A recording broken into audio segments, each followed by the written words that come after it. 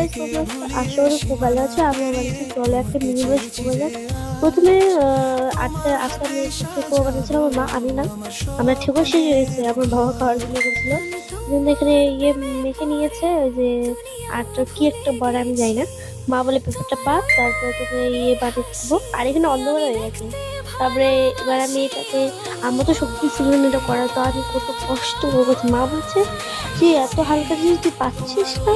আমি বলছি হ্যাঁ তুমি করো তো দেখি।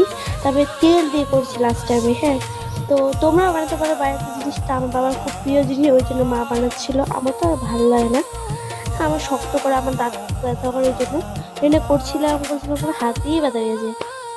আস্তে আস্তে আস্তে বাপরে বাপ। তারপরে ক্যামেরাটা একটু সেট করলাম, আবার দেখাচ্ছি।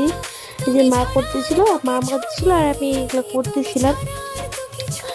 প্লিজ গাইজ আমাকে একটু সাপোর্ট করো তোমরা, আমি একটু বড় ক্রিয়েটর হতে চাই। এই যে খাচ্ছিলাম, আমার অতটা ভালো মানে ভালো হয়েছে, কিন্তু আমার ভালো লাগে না ঠিক মতে।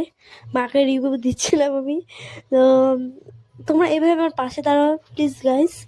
প্লিজ প্লিজ সাপোর্ট মি, আমাকে প্লিজ সাপোর্ট করো, তাহলে আমিও তোমাদের সাপোর্ট করব। তারপরে আমি চলে এলাম ইয়ে আনতে, কি আনতে গেছিলাম, ও হ্যাঁ আমি দাঁতে ব্যথা করতেছিল ওই জন্যে।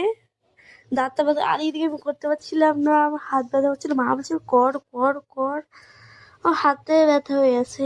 আর আমি এটা অনেক দিন পর ভয়েস রিভিউ দিচ্ছি, আর এতদিন আমার টাইম পাচ্ছিলাম না আমি করার, ওই জন্য আজকে অনেকদিন পর টাইম পেয়েছি। আর মার সাথে গল্প করতেছিলাম ওই জন্যে।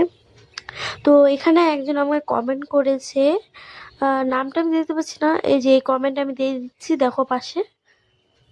করতেছিলাম আমি এবার এভাবেই করতে করতে করতে করতে আপনার হাতে ব্যথা। গাইস তুমি যে এখন